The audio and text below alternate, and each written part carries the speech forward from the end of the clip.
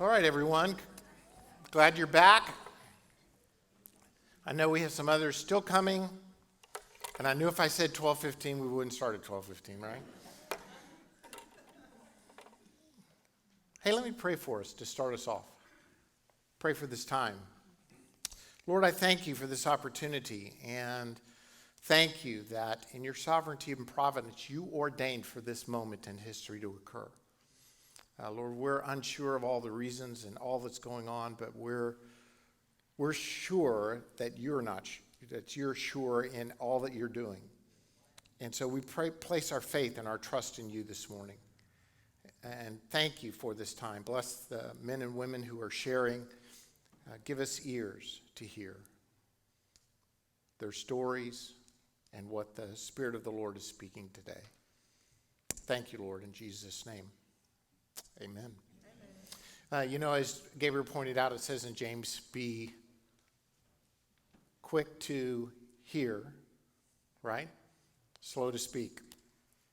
And I don't know about you, but I am really opposite in an ungodly way. I'm slow to hear and quick to speak. But today, what we want is a time of just listening to stories. I mean, there's so much that's going on out in the world. But the one thing I've always kind of thought and believed is that you can't really argue with someone's story. Their story is their story. It's what's occurred in their life. And sometimes we simply don't know perspectives because we've never stopped to listen to people's stories. So Rob and Shannon are really the ones who put this on. Rob is the one who came to me with this idea, and he's saying someone else had this idea. Was it Terry? Yeah, Terry had the idea of, they've been a part of some groups of just listening to people's stories. And I thought it just sounded, I love the idea. And so Rob and Shannon invited some of their friends, starting with Justin, who's on the end, and then Jermaine and Terry, and then, of course, we know TV and Eartha, who've been a part of Fullness for 25 years.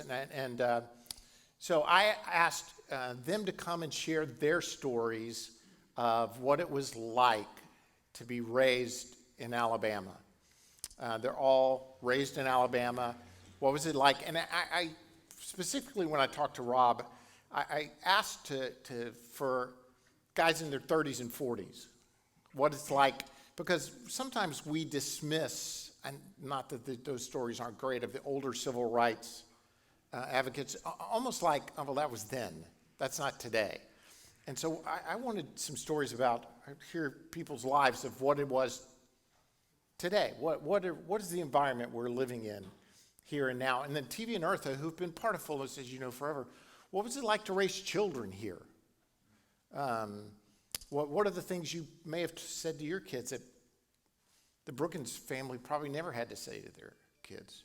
And so I'm grateful to have these men and women to share their story. And I'm not going to take any longer because I want them to share their story.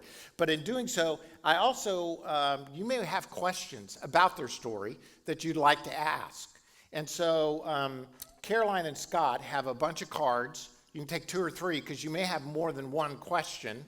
And just write your question down, and then at various points during breaks, you can just raise them up. We'll collect them, and I'll kind of go through and pick out some similar questions that we can ask after they've shared their story.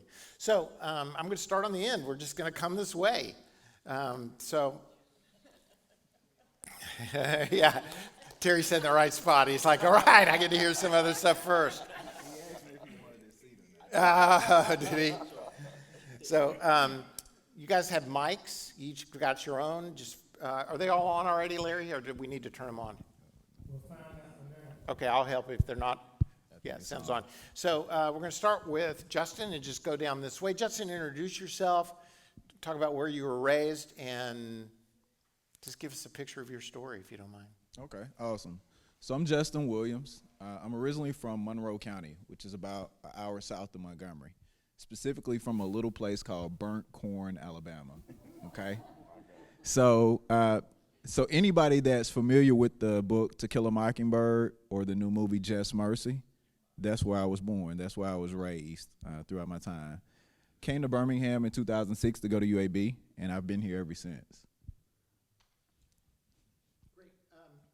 So we talked early, and you told some stories about what was it like to be a young man here in Birmingham.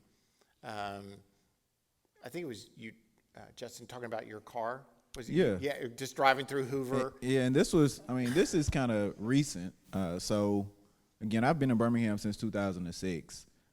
I was blessed to come to school with a very nice vehicle. My dad bought a BMW, and I ended up getting a chance to bring that to school. And there were several times, riding through certain places where you're kind of profiled, and you notice that the officers are continuously riding behind you. You're not speeding. You're not running stop signs, but they're looking at a young black male in an expensive car. You're 18, 19, 20 years old. You're not supposed to be driving something like this. And they're running your tag, and you know that they're running your tag because they don't turn where you keep going, they keep going. They're not passing by you even when you slow down, different things of that nature. So you realize what's going on. Even more recently, last year, I bought another BMW, really nice car. Bought it out in Texas, drove it back home. So we had a Texas tag on it just for the time being as a temp tag. I'm in real estate, so I was headed to a listing appointment on a Saturday morning over in Center Point on the eastern side of town. And I pull off from a red light. I know the officer is behind me, so I know I'm not speeding. I literally know that they're behind me. And within seconds, they throw the lights on. I pull over at a gas station. One officer blocks me in from the rear. One officer pulls in from the front. And they're asking me, "Sir, where are you going?" I said, "Well, I'm headed to a listing appointment." I had on my company shirt, all of those different things. So they're constantly asking me questions, where are you going? Why are you over here? Different things of that nature. And eventually, when they realized that there was nothing for them to find, they let me go on about my business. So just things like that on a daily basis, you realize like the viewpoints of certain people, they kind of have biases on who should be able to do certain things, drive certain vehicles, live in certain places. It's not an equal or fair bias or viewpoint based on maybe those people who were kind of in authority. Yeah.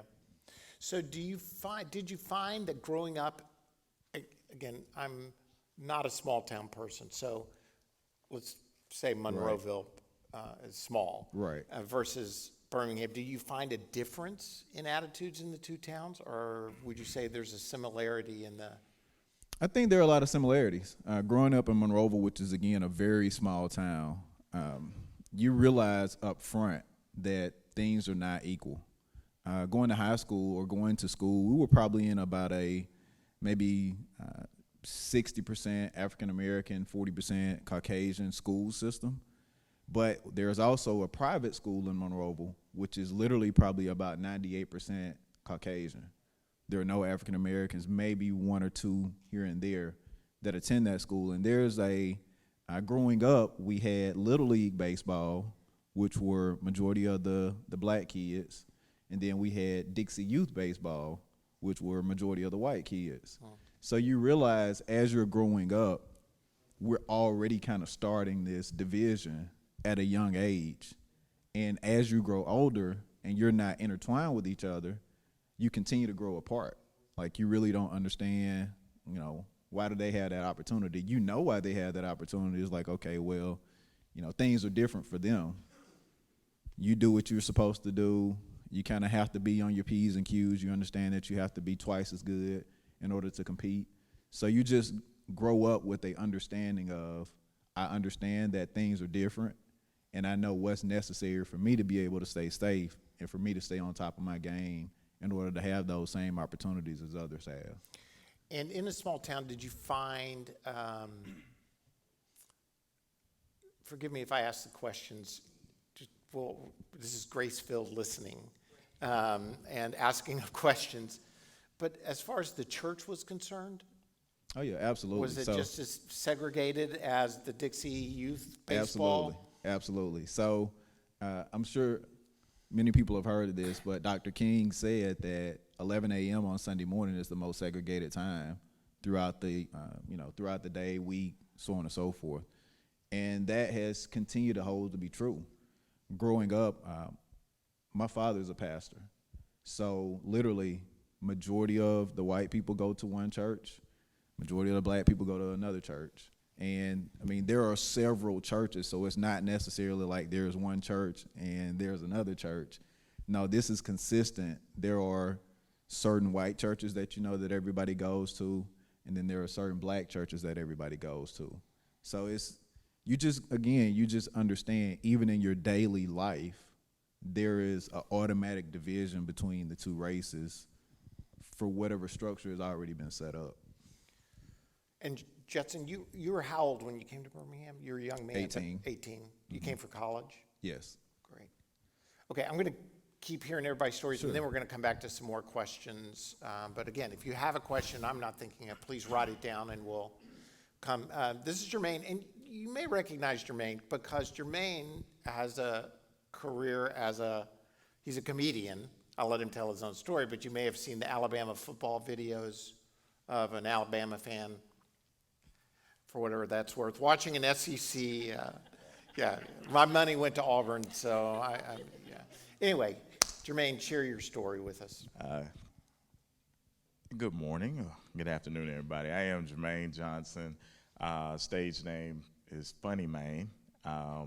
I was born in a small town also, Opelika, Alabama, which is primarily known for being next door to another city that houses a team that lost by 3 scores yesterday to Georgia.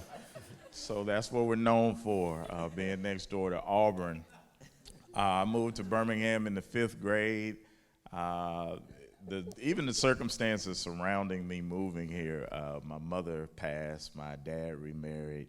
They decided to, do their thing here in the bigger city as opposed to Opelika. And I've been a comedian for 15 years, got my start in 2005. Been blessed to share the stage with a lot of my favorite comedians, Chris Rock, Kevin Hart, Ricky Smiley, Steve Harvey.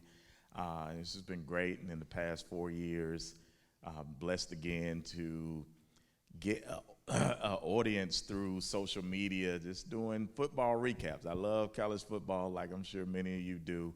And I was just being myself on the couch in front of my iPhone in 2016, just talking about how I felt about the game. And 3 million people watched the video, and I didn't know what was going on. But we turned it into a small enterprise, a business, and it's been nothing but a blessing.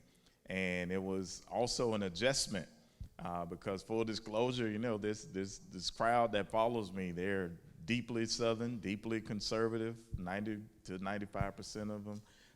They love the president. I disagree with the president, so just trying to maneuver and see what we have in common. It's challenging at times, but it's been a blessing. And so talk about your upbringing here in Birmingham. You went to Jackson Olin? Correct. And what was it like to be a young man of color? I think we talked about it at lunch, so I'm leading into some questions where, I raised a family, but it was in Vestavia. You were raised in Pratt City. Pratt City. So just how that impacted you, what it was like. It was some beautiful parts and it was some challenging parts. The beautiful part is the people. There's not a lot of money, but there is a lot of love in the communities. Your next door neighbor they could whoop you. They got permission to do that. The woman that lived directly across the street was also my 6th grade teacher, Marsha Little, who was also the sister of former Mayor William Bell. So you knew people. We just had people in the neighborhood. Back then, we used to go outside and play. Like I said, everybody didn't have a video game console. There just wasn't a lot of money to go around. So you actually got out. You had to be active. And therefore, all the parents knew each other. So it was a community. So that was the beautiful part. But then there was also, I never came across the mountain until my maybe junior year in high school, outside of going to the Galleria. So driving through a place like Vestavia or Hoover, Mountain Brook, it felt like I was in a totally different world. And, sometimes we would get to play schools from over the mountain, and they would come, and they had like these large bands and all these people working. It was like, it was amazing, and it was intimidating. But then you start wondering, like, why do they have so much and we have so little? And then the conversation starts like, where is this going wrong? Where is it changing? And that's when I think most black people come to the realization, like, something ain't right. And then you try to get to the root of it. Your parents knew. Your grandparents definitely knew, but it is a system that was designed for us to not have as much. And just like he said, and when we get something, it's a problem. And I know that's shocking to a lot of people that hear it, like, wow, that's crazy. Because you may not be participating in it, but there are a lot of people that are participating in keeping this system going like it is. So yeah, I think with that being in place, and like I said, racism for us, and I'll just speak for myself and the people that I know, it's not just, he called me the N-word, or he did that. No, it's a feeling. Like that feeling when we were younger, like, why do they have so much? Why, you're looking on TV and you're like, why all the heroes are white and I don't see anybody black? All we got is Bill Cosby, and then he turned out to be who he was. Like, it's just something doesn't seem right. So it's a constant fight. And with that frustration, people are going to act out different ways. Some people are going to lash out by, unfortunately, violence and crime because they feel like the system has given up on them. It's hard to love a system in a country that you don't feel like loves you. Some people are going to fight. They're going to get college degrees. They're going to make a way. And, you just never know. But I think every black person, or a large majority of black people in this country, we feel it every day, the effects of this system that seems to be against us. And again, same question I asked Justin, but your dad was also pastor, right? Absolutely. So we got a bunch of preachers' kids on this stage. We got that in common. My dad was a pastor too. So what about the segregation in worship? Do you echo what Justin was saying, or how would you, even in today, I mean, not all you men go to various churches here in our city. Is it a matter of style of worship? Is it a matter of the continued racism? Is it a matter of, maybe I'm asking the wrong question, but your feeling about the segregation in worship in this day and age? I think it all boils down to trust issues that have built up for decades. When I was in Opelika, all my Opelika memories are before I was 10 years old. So even back then, we had there were 2 recreation centers. They had names, but then one was named after a soldier, one was named after an ex-mayor. But on the streets, they were called the Black Folks Rec, the White Folks Rec. There was the black folks side of town, the white folks side of town. And that included churches and everything. My dad preached for years. He never got invited to white church. It could have been style, but I visited some white churches as I've gotten older. They're very similar as far as praise and worship and delivery. Y'all don't run as much as we do, but it's We used to, but I got old. that's cultural. Though. We used to have some running going on, but it don't happen much anymore. Oh, okay, y'all. Oh, okay. I see some chairs out of place. Yeah. Maybe y'all do a we little gave running. some space. Cool. Yeah. So it's I think it's very similar, and that's the more frustrating part is that we know there's similarity. And then for us to say that we worship the same Jesus who died for everybody, but still be segregated or have a schism in the body, I think racism runs more people away from the faith than Satan himself. Because we are really just separated. And there's a trust issue there that we have to reestablish with each other, that we have to reestablish with God, but we've got to start working on our trust issues. Amen. Let's move to Terry.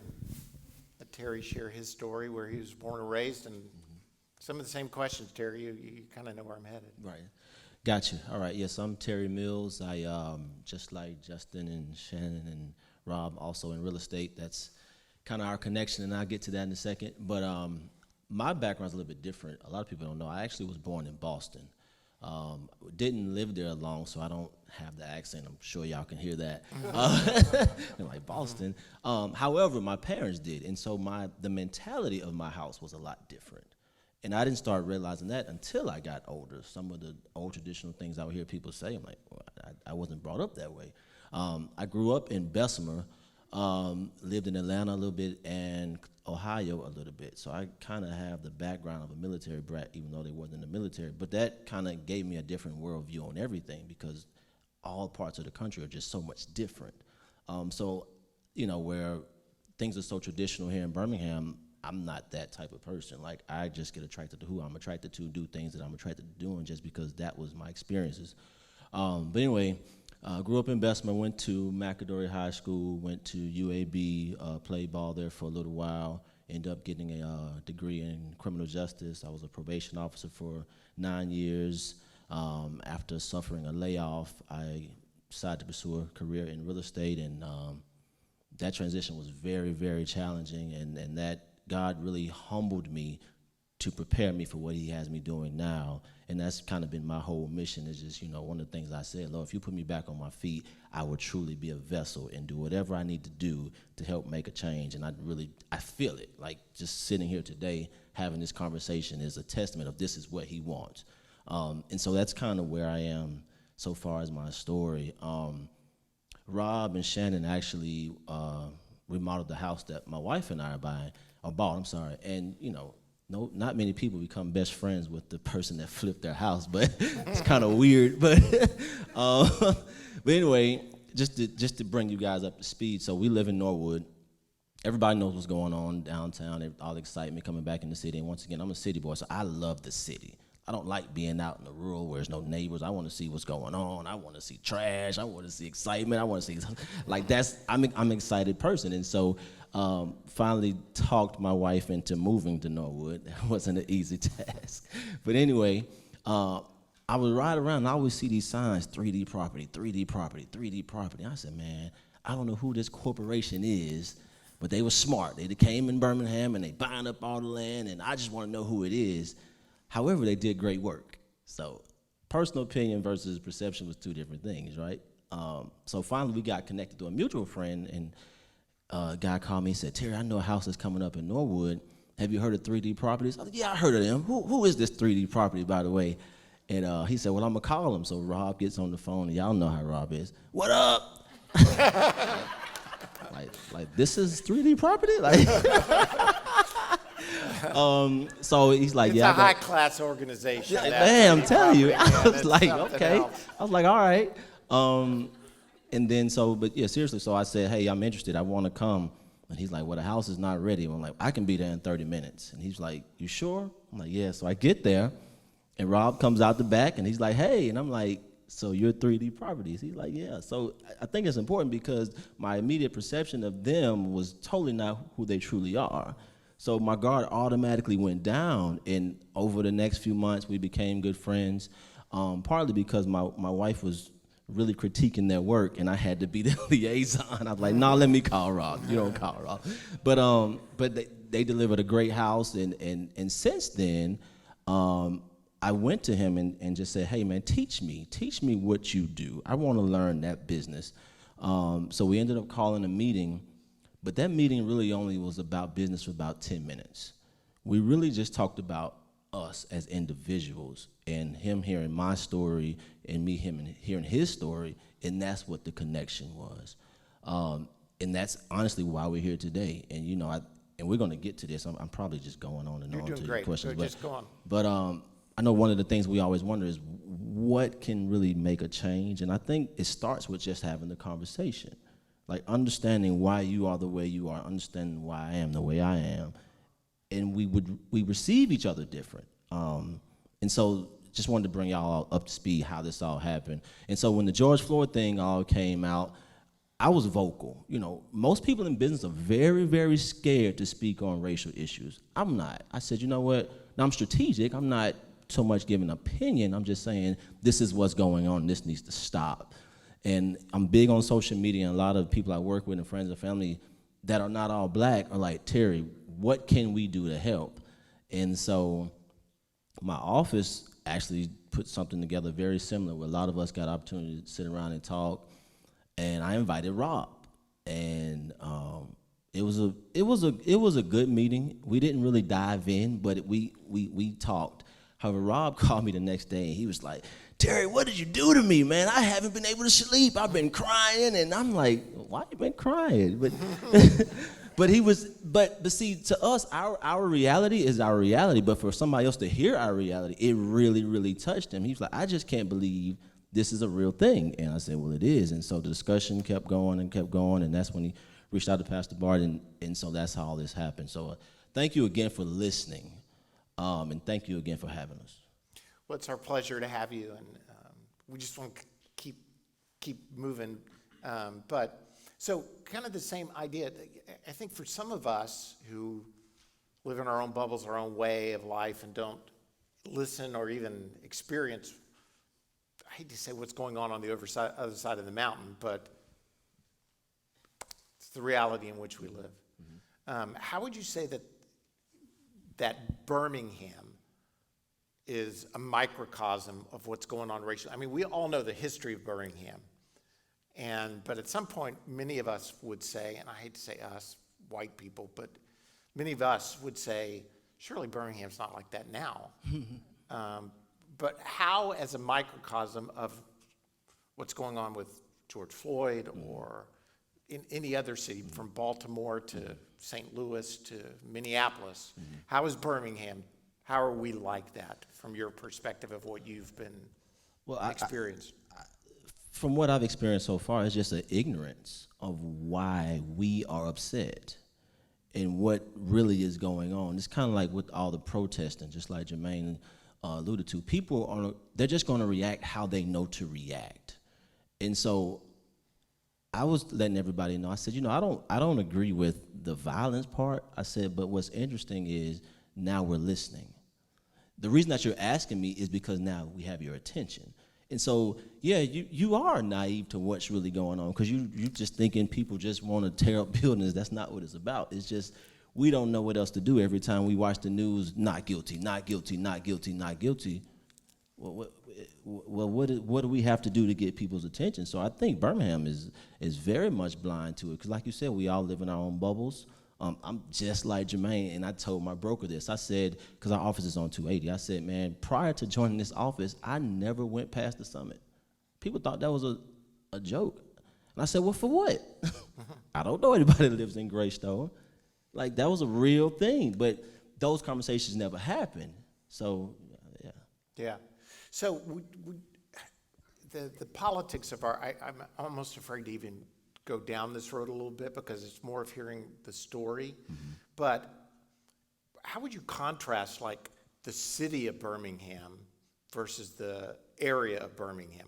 So like the city of Birmingham, where many of the protests have occurred and some of the different, where Jermaine was raised, for instance. I mean, we have a black mayor, black police chief, but at the same time, it seems like it's just like everywhere. Well, my interpretation of Birmingham is the city itself is different from the suburb of Birmingham. Most of the powers that be do not live in the city of Birmingham. And so I think that's the biggest disconnect where Jermaine was super excited to move back in Birmingham. That's something when we first got connected, he said, I've been wanting to live in the city of Birmingham for so long. Like, I couldn't vote, I couldn't have this speak, I couldn't do this because I didn't actually live in the city. So yeah, we have black officials, but do they really run the city?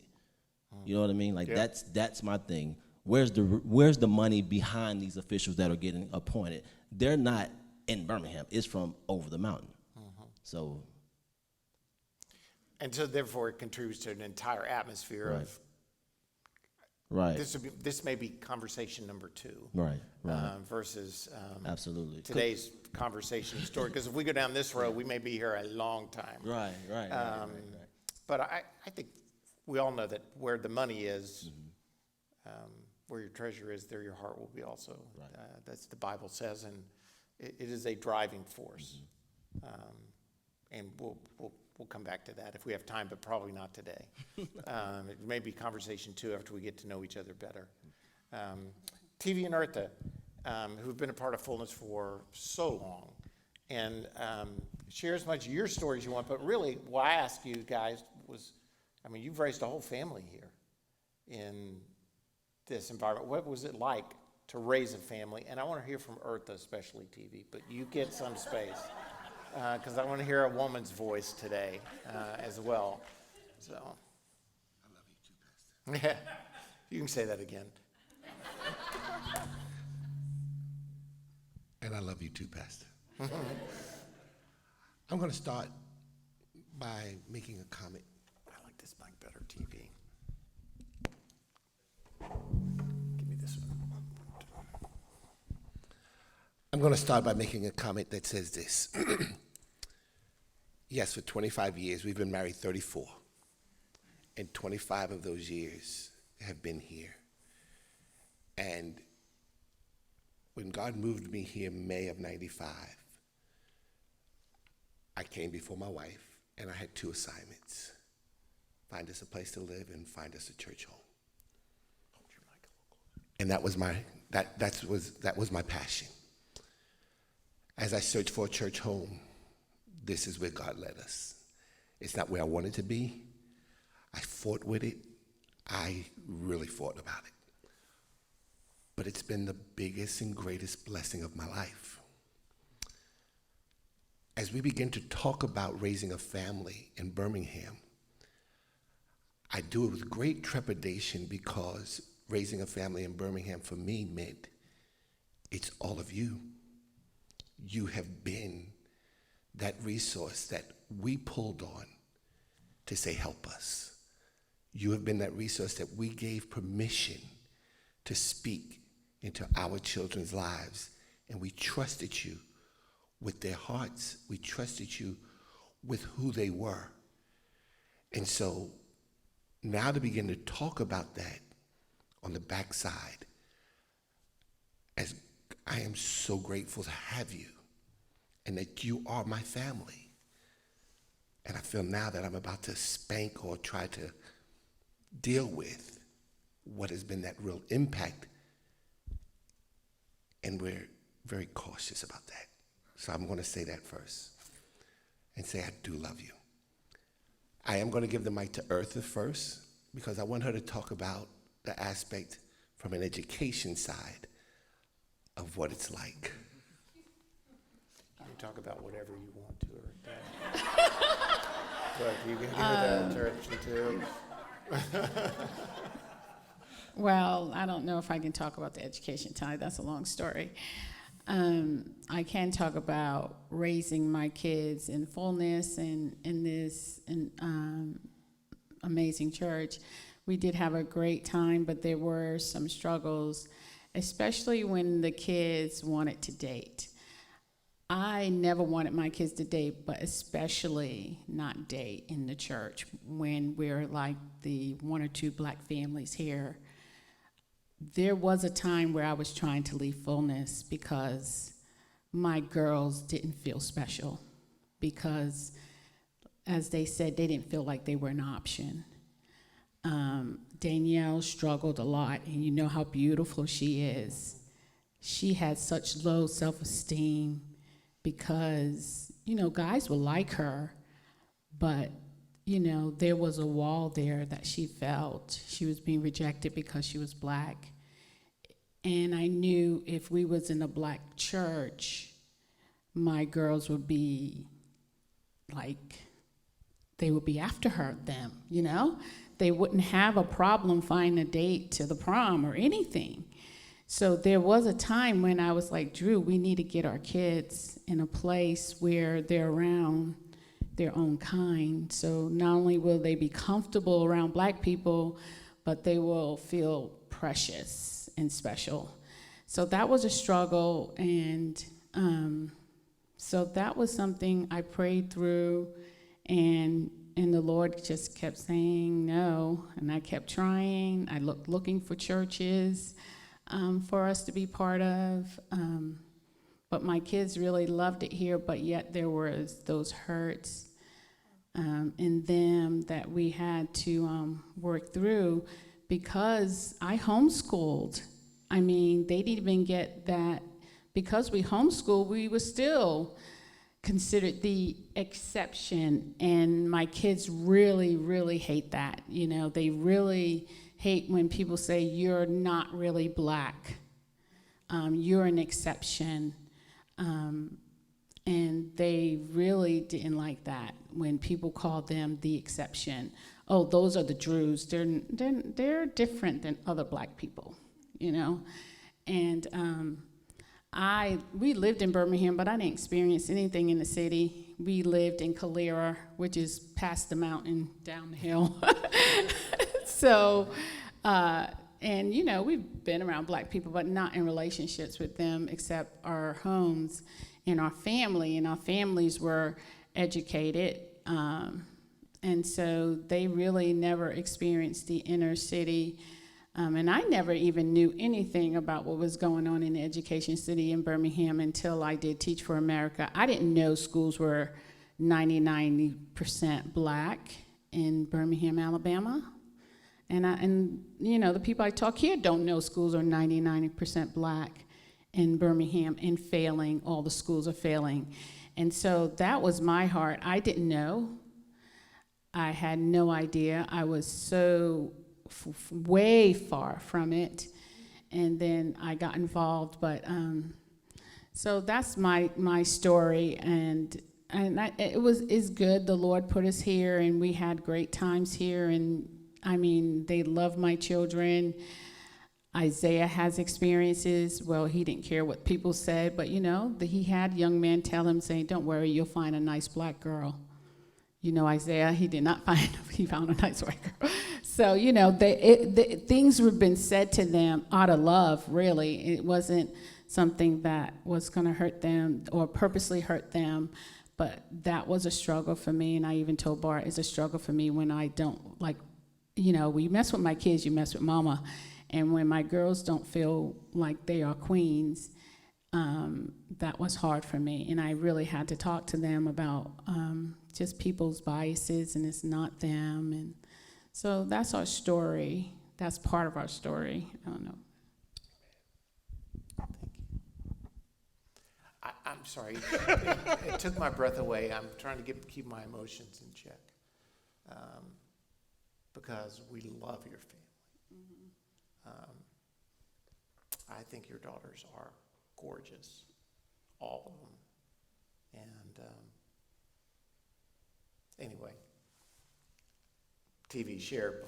I'm not sure I can. I'm trying not to cry.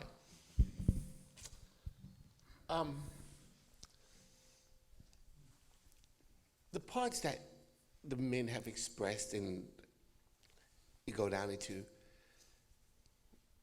part of raising a family here is the things that, like Pastor talked about, what you never have to think about. We had a Wednesday service outside. And the city had just been put on curfew. And everybody was given, everybody looked into, well, can we come over here and have a service that's going to end at 7 o'clock, and the curfew starts at 7 o'clock. And I was one that said, guys, I'm not going to be on the street in Hoover after 7 o'clock. I've got to go. I had to think about that. None of my family and my church family had to process that. I had to process that. Why? As y'all have already heard, and as you all know, God has been so good to us. Financially, we are blessed. I mean, we are blessed. So we've been afforded the opportunity to, my wife to homeschool, for her to be a stay-at-home mom and yet raise 7 children. It's like, mathematically, how did I do that? But yet we don't walk in the privilege of what that same testimony would mean for someone that doesn't have my shade of skin. We lived in Calera, and Calera had a great high school basketball team. And there were a lot of students that looked like my children. But yet, when we did Little League, we were part of the Dixie Youth League. We weren't part of the other league. So they had to make sure that my son was on one team and the other young man was on a different team. Why? It's what we had to deal with. It's what we had to process. We had to process what it's like when I share with the elders, as y'all know, we've had these conversations to some degree. I bless God for the men of God that I get to be a watchman on the wall with. And one of those is that I never thought about, when I plan something, there's only 2 things I think that I've ever planned. One, I want to spend 75 years with my wife. That's my long-term plan. I want to spend 75 years with her. The second thing that I did was I want my family to love God. Whatever that took. And this was the place that we found that I felt that was critical.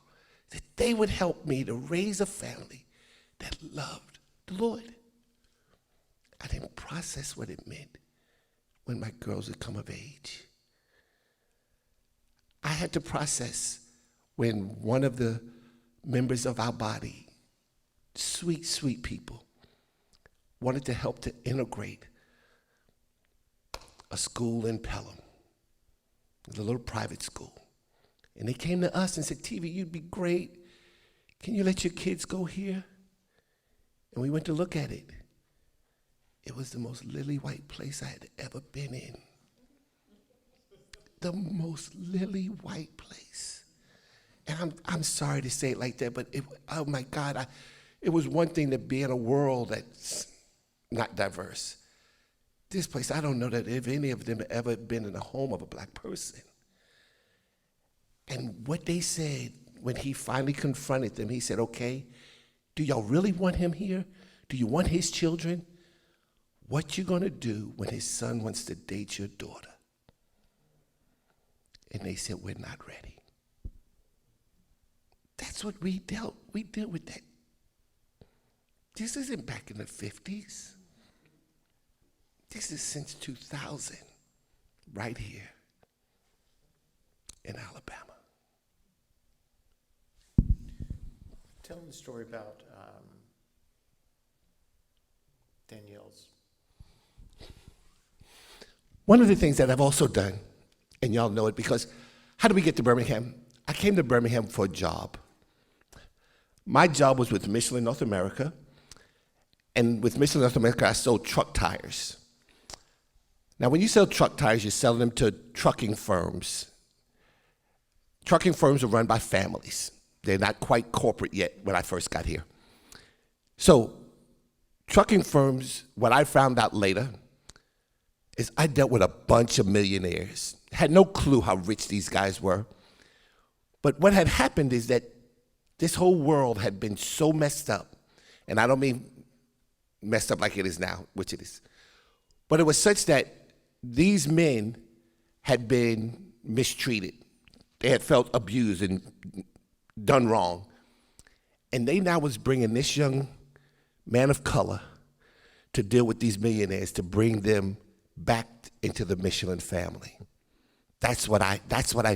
So I never attacked a problem by looking at it as a race problem. I always said there's something else at the root of it. What's the root? Let's get to that. And typically it was money. And I could fix a money problem. I could work with that. That being the case, now my daughter has my grandbaby. And they live in Florida. And she and her husband have moved. So they've taken their little baby, my grandbaby, out of one little nursery to put him into another little nursery. They're now saying that the nursery comes to them and says, we are sorry to say, but your child is having problems adapting. He's just so big because my grandson has my bones, he has my genes, and he's just a big boy, and he's only 15 months old, but he's bigger than the 24-month-olds. And so they've taken him and they've moved him out of the 12-month-old class into the 18-month-old class. But he's still so big, and they just say, he's just so aggressive. They've already labeled him. And when he goes to hug the little kids, he knocks them down, and he's just so aggressive.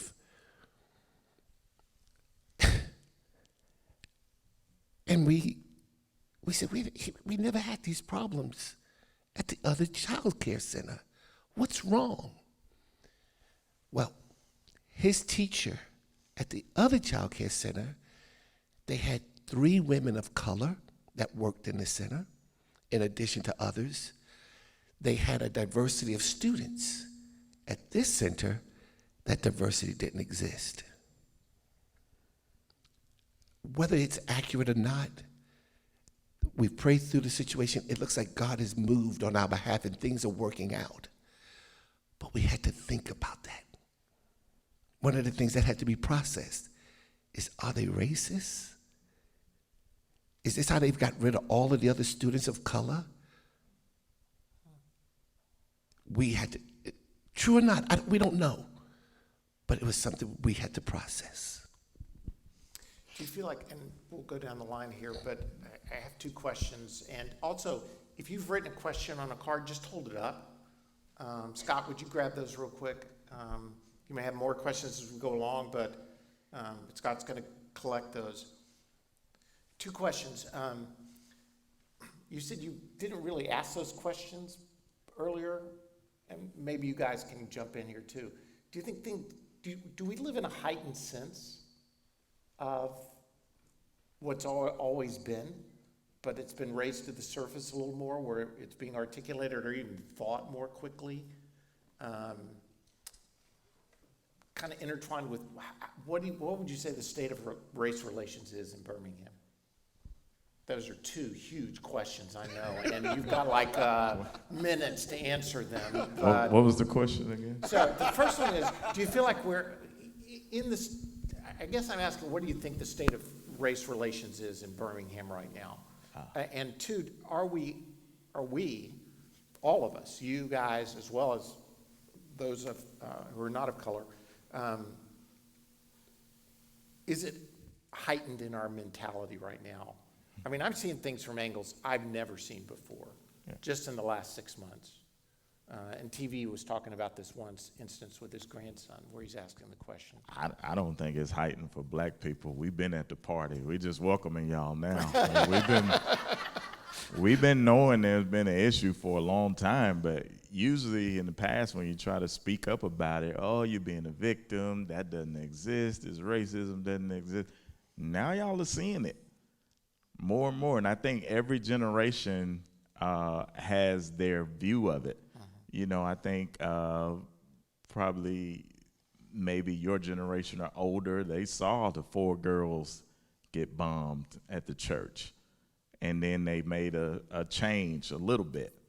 You know, I think this generation, they saw George Floyd with that knee on his neck for 8 minutes. And they changed, and they got into, you know, just like back then, they got into the streets. But then things kind of go back to normal because people like, well, okay, I did my part, held my sign, I walked, feel good about myself, but the heart doesn't change. And if the hearts don't start changing, then, stuff just gets rebranded. When we look at pictures of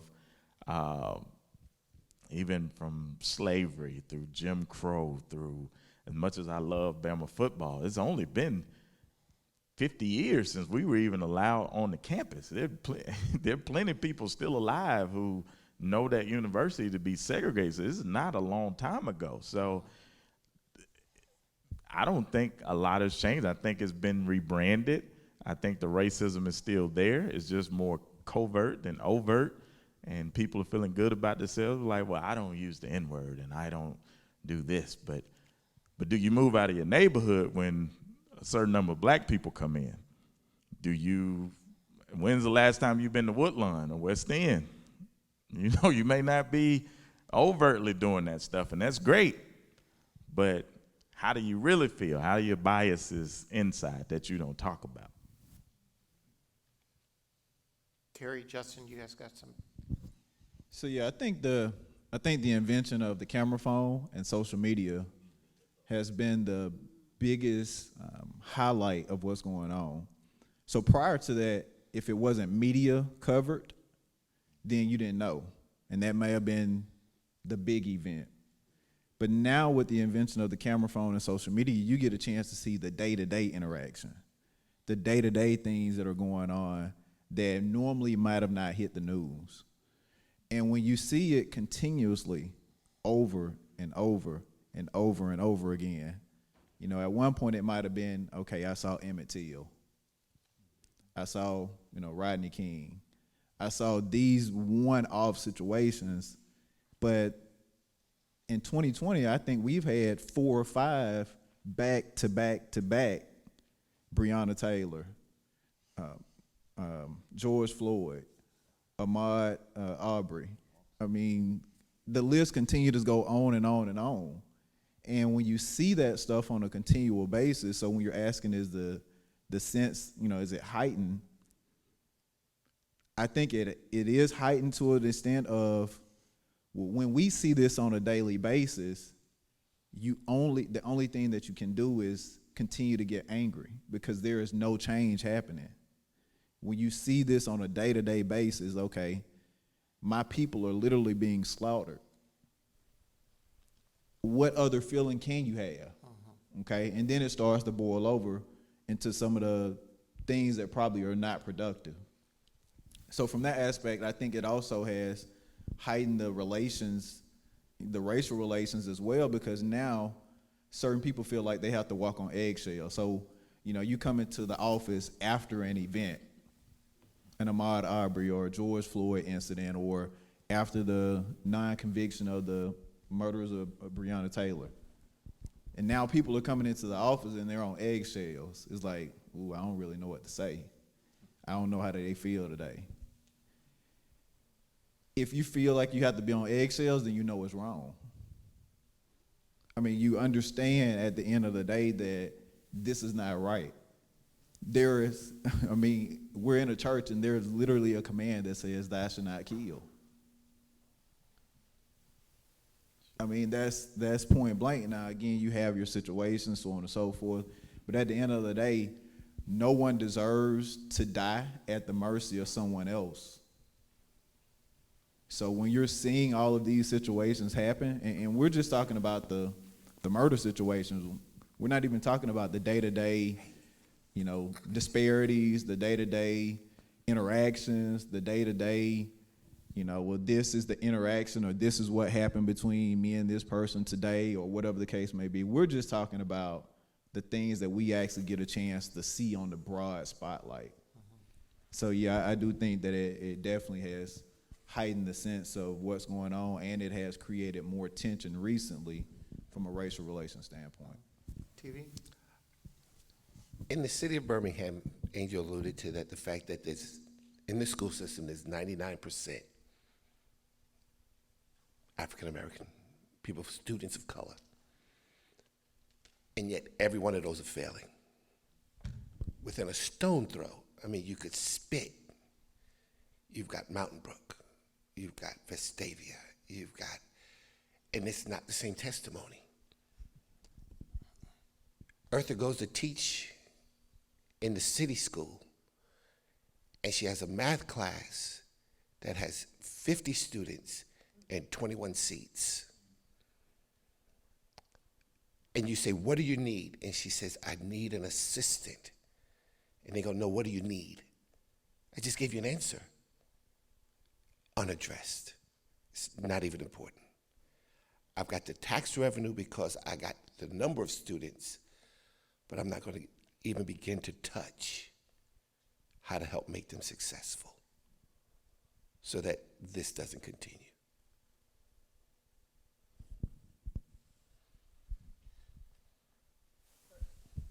Terry, I mean, but so what you're saying, TV and I do this a lot. This is the active listening part where I try and clarify what I've just heard. So you're saying part of the issue is just the cycle that we're caught up in, the economic, educational cycle? I'm saying that when you asked, is it any heightened? Is it any more aware? I'm saying that it's been there, it's still there, and the sensitivity is over an issue. It's one event. There's not do we feel that there's going to be a real change? You know, I wanted to ask, in the small town, and I kind of know, was there a set of railroad tracks? So where I'm from, it's so country that there are no railroad Okay. tracks. Right. It's only cow pastures and dirt roads. Fair enough. But so was everybody in the same, like, did the black families and the white families live next door to each other? No. Okay, so it was still enough division. Right. So even the churches, and the reason I bring this up is because one of the things that we use, Scott and I have talked, is people go to their place of comfort. And so even in church, it's not so much that we think about, oh, I'm not going to go to the black church, because, again, it's going to be a place of comfort. But we lose that excuse because I traveled from Calera to come to church. I mean, when I tried to invite somebody from here to come visit me, they felt like they had to pack a lunch to drive to Calera because it was that. So we live now in a community where people can go to where they want to go, but yet we still choose to go to where it's very homogenous. Why? Why are we comfortable with marrying, going to college, graduating, living a whole life, and not ever having a non-homogeneous relationship that had any depth? And yet we feel no loss. And what are we doing about it? I feel bad. I made a dramatic effort to change it. But did I really affect anything? I'm the Bill Cosby. That's what I've been told. Until he messed up. Thank you for clarifying. We wanted to make, there for a minute you got me worried. I don't want to replace an elder right now. All right, I've got some really great questions, and they're going to take the rest of our time. So whatever other questions you were going to write down, just hold them until next meeting, because we probably aren't going to get through these.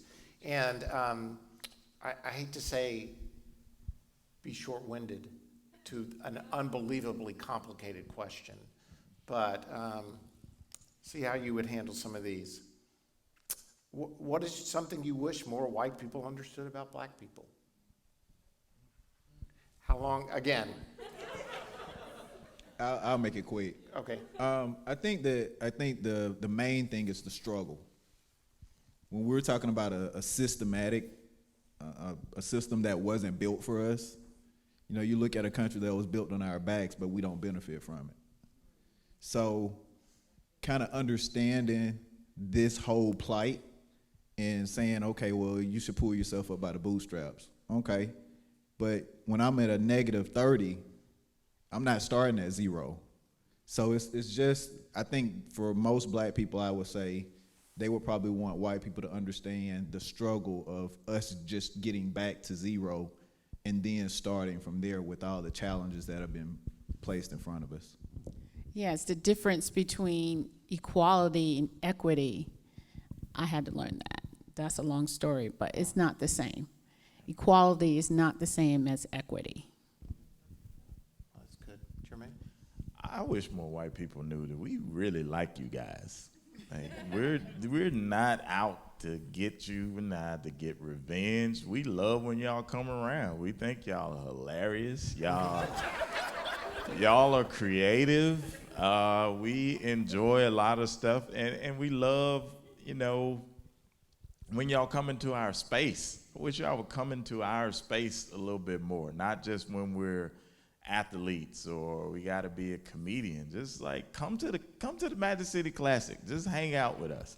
Like, you'll be welcome. You'll be like warm. But there also, just know we love you guys, but there are trust issues. But when you come into our space, it helps to help those trust issues. Yeah, I'll just piggyback off that and make it very quick. That I want white people to know that not all blacks are a threat. Once you genuinely get to know people, you realize we're just alike. I mean, we really are. One of the things that helped me was I grew up in Bessemer, but in high school, I ended up going to Jefferson County schools. So growing up in Bessemer City schools was night and day from Jefferson County schools, although they're 10 minutes apart. Kind of like you guys said, in Bessemer City schools, there was no whites. There literally were no white kids. And the few that were white, they were black, if you know what I mean. So it was the same, but going over to McAdory and playing football really gave me a different perspective on the world, because those were my brothers. I didn't care what they looked like. Like, we struggled together, we figured it out. And that was a culture shock to me to say, man, they're just like me. You know what I mean? There's no need to be threatened. So that would be my answer, is that black people are not a threat. Every one of these is challenging, so thank you. That was great, guys, and Eartha. Guys and ladies, how do you personally process when you hear white people say that systemic racism is not a real thing? I mean, it's a personal question. I mean, go ahead. So, I think this is You can just change mics. We got them plenty. So I would say that it does exist. There are visual proofs in the real estate industry.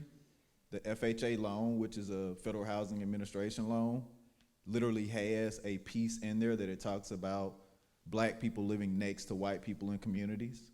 So that's a written thing. I'm sorry, could you clarify that for me? What does it say again? So when they developed this loan. Are they for it or against it? Well, when they developed this loan back in the day, there was a piece to the loan that said that white people and black people could not live next to each other. There have been proven situations where values were different. The developers were not even given money if a black person was going to move into this house for them to purchase it. So when we talk about from a systemic, that's just one situation. When we talk about systemic things, not only are we talking about an aura, we're talking about written policy that actually keeps black people from being able to move forward on certain things. So I would say that it truly does exist. You just got to read the words and really be able to see it. It really frustrates me when you guys say it doesn't exist, because I know it exists. I'm going to give you more credit for being smart. You know it exists. So that's why, and if you don't know, if you truly don't know, I want to say, Jermaine, no one in this room would say that. Let's pretend that there'll be people watching. Go ahead and address them. Here's what I'm saying, Pastor. No, I understand. And that's me giving you credit for being educated and knowing things. If you genuinely don't know, there's a great document written by the Constitutional Convention of Alabama in 1901 during Reconstruction, after the Civil War, after slavery was abolished. It's a literal passage that says white supremacy. It's in there. You can look up the document. And if you don't want to read it, this great organization actually took the transcript from the Constitutional Committee and they made a movie just using the transcript. So there's a movie on YouTube. You could just look up the 1901 Alabama Constitutional Committee. They literally wrote a section into it. It's called White Supremacy. And they talk about how they're going to keep the vote away from black people and poor white people. It's there. It's in the system. It's in the bloodline. It's in the structure. We still live under it today. It is absolutely real. And they took a page from the national constitution. So it's there, guys. It really exists. Terry again. How many minutes do I have? I'm gonna give you a viewpoint from my criminal justice background, which is to give you an actual real example on how the system is designed to keep people, I would say poor people, which typically most of the time in the inner city are blacks, behind. So the probation company I used to work for was basically all about misdemeanors, tickets, right? But the cities that would give out the most tickets were not black cities, but most of the people on probation were black. I'll give you a great example on Hoover. I used to be a PO for Hoover. So say, for instance, if you came into court today and you owed $1,000 in tickets, right? First of all, let's stop right there. You're not a resident of Hoover. More than likely, you're driving into Hoover to come to work. So that was number one, right? Because most of the people that lived there, they could afford not to be on probation.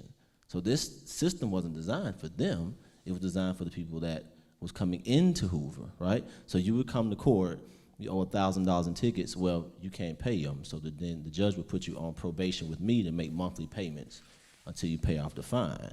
My company would attach a $40 fee for every month that it took you to pay off. So in a perfect world, 10 months you'll be done. But guess what? It never went that way. It would be 2-3 years sometimes for this person to pay off this $1,000 ticket. And then every time they get more tickets, they would say, don't worry about it, we'll just put it back on this probation. But what you're doing now, you're just setting this person up so far behind, then the license is suspended, right? So how are you gonna get to work? So how is that person supposed to ever get ahead? And that was the challenge for me as a PO, because they would come and sit and say, Mills, I'm trying to get to work, but the same police officer is always pulling me over because they know I don't have a license. As a PO, how do you handle that? So you can't tell me that's not a systematic thing when it's this same cop stopping the same person. You know this man doesn't have a license. So that stuff like that was very frustrating for me, and that's why I didn't like that field anymore, because me as a black man and everybody on probation was black, it's like, I'm with you, but I'm not. Like, I'm in the court, but I'm a black man as well. So it does exist. So again, are you saying that a lot of, as Jermaine is saying, it's not a matter of we don't see it, we just choose not to see it? Because if it doesn't affect you, then yeah, it's not bothering you. Right. It's kind of like when we had the discussion at my office, one of the ladies, was a black lady, asked one white guy, said, why now? Why do you care now? Just like you said, it's been an issue for us, but because of, like Justin said, now that social media is here, it's unavoidable. When people are tearing down your cities, it's unavoidable. So that's why now. But before all that, as long as it didn't bother you, then it wasn't a problem. Right. And I think that's the scariest point to me, which we can delve into it, hopefully a second conversation. Hey, Jermaine, this is directly to you. And you and I talked about this at lunch, but somebody else asked it, so I figured out some people would want to know about your speech downtown. Kind of what motivated you and what happened? What did you learn? Not learn, but what was your experience through that? For those of you who don't know, Jermaine gave a speech shortly after the George Floyd incident downtown, and it got fired up. And you got a warrant for your arrest, correct? Right. So, yeah, go from there. There was so much around that speech. To all the years of frustration that we've been talking about, that was a big part of it. I buried my dad back on May 2nd from his COVID issues. And during that time, I'm the youngest of the family, like all my brothers and sisters, but for some reason I was left with all the clerical stuff, so I had to make sure, the plot was paid for, the death certificate, so it was like, it wasn't a lot of time for me to hurt. I had to jump back into, business mode. So while I'm doing all my dad's stuff and getting his, his estate and all that stuff together, I started thinking about, what am I gonna leave behind? And me and my brothers would talk about it, and it was just like a fire, man. Just, I don't know. It's something about Kelly Ingram Park. You get out. I got up there. I was not on the program. Me and my girl, we went the day before, Saturday, to a rally. Well, I take it back. Friday, I was in Montgomery. And I'm giving y'all the whole story, so bear with me. It all makes sense. Friday, I was in Montgomery, went down there for some weapons training with my buddy who's in the military, and I stopped by where some historical sites, the Lynching Museum, where Martin Luther King used to preach, Rosa Parks and Claudette Colvin. So I was already like, I was in black mode. I was feeling the way. And then I came back that Saturday, and we went out and took pictures at this rally, and it was packed. I mean, at least 1,000 people, majority white, holding up their signs, justice for George Floyd, Black Lives Matter, this and that. And for a minute, I thought it was awesome. Then when I left, I felt empty. I was like, so everybody just go home, huh? Like, I got all this rage, and I see my people feeling the way, and George still dead, but y'all just get to go home, huh? Wow, okay. And I told her in the car, I said, babe, I feel a way about that program. I said, if they ever let me speak, I don't know what I'll say. I'll say something. She was like, what you gonna say? I was like, I don't even know, but I'd say something. We went back the very next day, Sunday, May 31st, and I got no political plans, agenda, nothing. I just know my history, and I wasn't on the program, and they asked me to speak about getting people to fill out their census, which you should. Fill out your census if you haven't filled out your census. And so they asked me to get on the program, and I was like, okay, cool. Wait a minute, so you're at a civil rights rally, and they ask you to do a speech about filling out the census? Absolutely. Okay. Absolutely. Just want to clarify. Absolutely. Right, but another story, we'll be back next week. Yeah. So it's my turn to speak, and I'm hearing a voice loud and clear. Say this. Say it. And if you look at the video, the tape don't lie. I can walk out through the whole day. Did not have a piece of paper in front of me. Was not a prepared speech. It was about a 4-minute long speech. And the voice was literally feeding me the words. And I'm like, you sure this is strong? He said, no, you shouldn't open your mouth yesterday in the car. You said if you had to change, you were gonna say something. I said, okay. So I got the microphone. I think the speech is still on YouTube, but I introduced myself, and then I gave people a history about the Confederacy and their ties to white supremacy and why there was a statue dedicated to white supremacy and the Confederacy still sitting in the middle of our city. And I, in my own way, invited people to meet me at that statue at a certain time. I said, hey, let's get this statue out of our city so we can move forward, because I know what this statue means. They came. They showed up. They showed up. That was my only goal, was to get that statue down. So we chipped away at that statue. There were young people, black people, old, white, everybody was there, but we had one goal. And, we were working, we were determined. We had somebody brought a pickup truck. I don't know where this truck came from. I don't know how they drove through the crowd or anything. I don't know where the ropes and the hammers were coming from, but we were chipping away at that statue. and we weren't able to get it down, but the city officials came out and said, well, we're going to take it down for you. They had 3 years to do it, but that's neither here nor there either. And after my group left, let me tell y'all about that particular time. We were there for about 4 hours. It was beautiful. There was love out there. There were people talking and just looking out for each other. There was a lot of laughter. It was not a group of young people just being violent and overzealous. If you could go back and watch the videos, it was a lovely thing.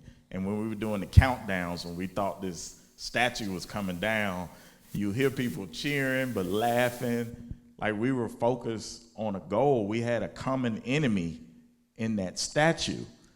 So after the politics get involved, people feel frustrated, and they feel like they're just protecting the statue. We had a few kids that decided they're going to take out their frustration on some buildings and other things after they left the park, which was so silly because a lot of the buildings that they damaged were black-owned buildings and businesses. So we know it wasn't about that. These were kids who just didn't know their history and a lot of stuff. And I was so tired, I missed all of it. I didn't even know it happened. And I wake up in the morning, because I couldn't even stay at my house that night because I got death threats from the Klan or whoever. And I wake up the next morning, phone is blowing up. Blowing up. I mean, it's like, man, people are blaming you for this. They said you told these people to. I said, what? I said, no. I made my speech clear. I definitely told them don't touch the buildings. So now I had to get back up, go down there. The news is there. They interview me. I get emotional on TV. Everybody just mad at me. I look at the mayor. He calls me out by name, and I'm like, what is going on? I didn't tell anybody to do that. Like, there's the and what was really shocking, the media had cameras around me the whole time. So they knew what I said. But they took one part of my speech where I said, let's go tear some blank down. And they took that. They knew I was talking about the statue, because the kids knew I was talking about the statue. The whole crowd at Kelly Ingram knew I was talking about the statue. They took that piece and they said he told them to go tear up the city. And when I saw what the media was doing in conjunction with city leadership, I said, I have to remember there's a lot of people that love that statue and what it stands for. And I didn't realize how deep it went. That's their identity. They be like, oh, you gonna challenge my heritage? You gonna challenge white supremacy? You gonna try to make a change? You gonna try to get black people and white people together? That's what you think you're gonna do? Okay. Well, we're gonna show you something. And I just couldn't believe what was going on, but thank God I know God, and I had my own platform to tell my own story. I said, y'all, this is what the news is saying, but the tape don't lie. Here goes a tape of exactly what I said. And after a while, everybody's like, oh, he did. He didn't tell him to do that. He said it right there. He said, don't touch a leaf on a tree. Don't touch a bit. He said it. But, I wouldn't change a thing, man, because a lot of people got exposed behind that. And I found out who was really for me, too, because out of all the years that I had been making people laugh, helping people raise money, giving, reading to their kids at school, those people didn't speak up for me. They didn't. They left me out to dry. They were like, well, if you on your own, buddy. So I was like, okay. And I know there's probably some people in here like, yeah, that's him. I was confident the whole time. I knew what I said and what I didn't say.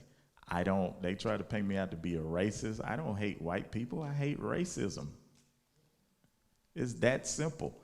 But no, I wouldn't change a thing about that night. God was with us. God is always with us. And we got that statue down. And you got a funny story about your attorney, but we'll let that go for next time maybe. About his attorney who helped him. Okay, 2 more questions and then we're going to be done. We've already run over our time, but I think these are 2 good questions. First, as a white parent, what are ways I can encourage my young daughter in diversity? What would you say to a white parent about any of their children in diversity? Well, what I would say is I feel like racism is a learned behavior. If you take 2 kids at their birth, let's say, for instance, like they were talking about their grandchildren in these learning centers, you put 2 kids of any ethnicity together, they're going to automatically love, play, enjoy each other.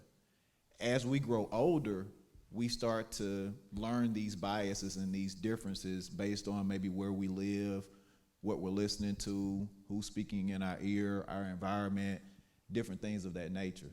So I would say for any parent, whether it be white or black, if parents introduce or they intertwine their children at an early age and they continue to grow up together and learn that, okay, this person bleeds red blood just like I bleed red blood. We have a lot of the same things that we like to do. We may have some differences and different things of that nature, but we're really not different. I mean, there's nothing really fundamentally different about us. Then I think then you will have adults that will be more intertwined with each other. So I would say that would probably be the approach. Buy your daughter some black dolls and let her play with her black dolls and listen to how she talks to them. It will teach you what you're teaching them that you don't know you're teaching them. It's those more is caught than taught. So you get to, as we do, listen as you let them play. And how do they talk to those 2 dolls? And then you'll know what you're saying to your child that you didn't know you were saying. That's really good. Yeah, I think you should ask your kids how they're feeling about stuff, because they see it. You know, ask them how they're feeling about what they're seeing on the TV, Breonna Taylor, and, you know, how they're feeling about black people marching with. Just ask them. They'll probably have an opinion. My dad did that with us. We were listening to an artist back in the 80s named Too Short. Church people, please don't Google this song. It's a real song. Too Short had a song called Cuss Words. And our dad caught us listening to it, and he made us listen to the whole record in front of him. And he said, now, how do y'all feel when y'all hear this stuff? I said, Dad, he nasty. He's like, yeah, he's nasty. So, so just have a talk with your kids about what they're hearing and seeing. And also be ready for that conversation, like my kids say I'm prejudiced, because if they bring a person home, I first say, what color are they? And I really had to learn not to do that. It was hard for me because I really wanted my kids to marry black people. I mean, I did. And that was my own bias, for real. It was my bias, and I didn't need to put that on them because I had a bias, and I had to. And my kids called me on it, said, "Mom, you're prejudiced," and they called me on it. So now my first question is, are they a Christian? Way to go. Yes, ma'am. Because that is the most important thing, and you got to be ready for that conversation.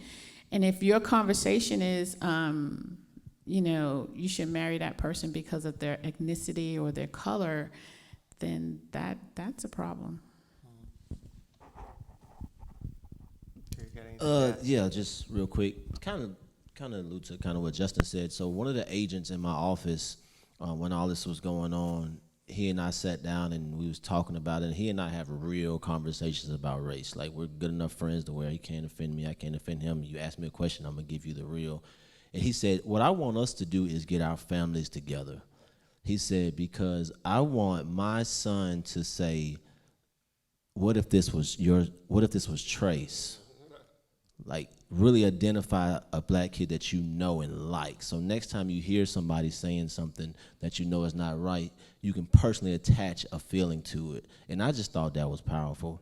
I thought that was very powerful. He said, the only way we're going to change this is if we show them, not just talk about it, bring your kids over and let them play and learn. So next time they see something happening that's not right, they can say, what if that was Trace or Tay? So that's what I think would be something. And that's awesome. I mean, honestly, that affected our children. Our incredible friendship with the Drews, and my kids' relationship with their best friend. Like my oldest son and Isaiah were best friends, really, in a lot of ways with other kids, and that there are a lot of best friends. But we would say stuff like that. Right. What if that was Isaiah standing there? What would you do? Because once they go away to school, too, you as a parent, you've got less control over some of the racial issues than when they're at home. Hey, listen, this has been awesome. One of the things we have always wanted to do and continue to want to do here at Fullness is encourage racial diversity. We've made incredible efforts, much to our failure, but we want to continue. And I would love for us to have a second conversation now that we know some stuff, taking it to a different level, where people could even invite their friends to come and talk some more if you guys would be willing. Thank you, Eartha. I know this is your joy to stand up here and talk to people. Well, you are awesome. You moved me beyond anything else that was said today, I have to be honest. Give them a hand. Thank them for their time.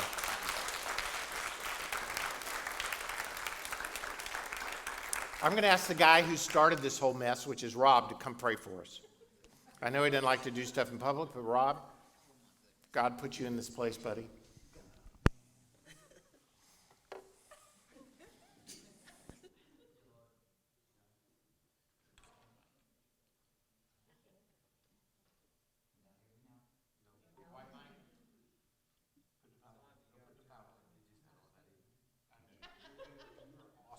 Now you're ready to go. God can hear me now? Dear Lord, thank you for this time today. God, thank you for our friends and our relationships. Thank you for new relationships that we're able to make. I pray that you allow our hearts to be opened. I pray that you allow our ears to open, Lord, our eyes to be open, and I pray that you allow ourselves just to be able to see, hear, and know the things that are right. God, allow us to stand up for things that are right. I pray that in going with what we heard today, with what Gabe was preaching on, Lord, that you allow us to be better listeners, and through that you allow us to love each other more. And we love you. In Jesus' name, amen.